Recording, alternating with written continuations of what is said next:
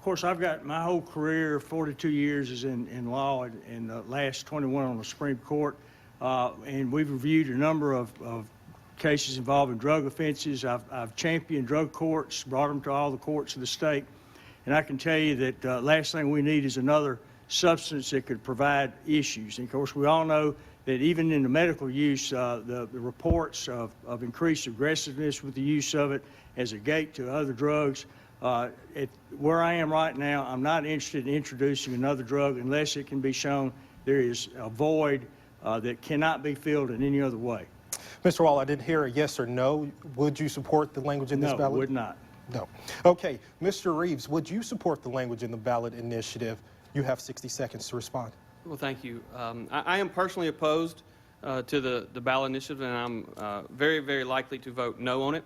And the reason for that is I have 3 daughters, and like Justice Waller just said, I see this as a potential gateway drug, and the reality is that in many, many areas of our society today, drugs are killing people. Drugs are ruining people's lives. They lead to a life of criminal activity and other things, and so I will personally vote no on this particular initiative. Now, if it were to pass, I'm going to do my constitutional responsibility as governor and do what and enact it in the way in which I'm supposed to do so.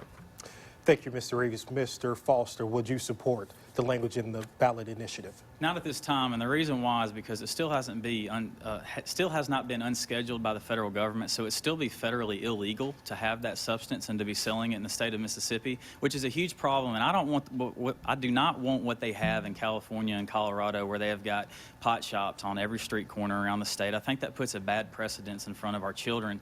If the federal government were to unschedule it and allow it to be sold through pharmacies after a doctor has written a prescription for certain things like cancer and people that are dying of very serious disease or have very serious epilepsy problems, then that would be a totally different scenario.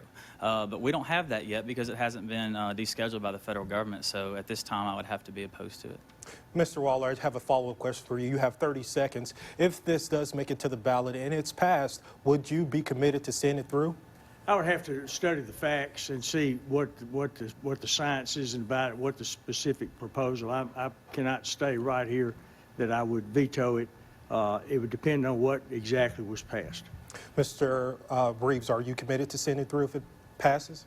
Well, I don't think the governor will have the ability to veto it because it would be a vote of the people.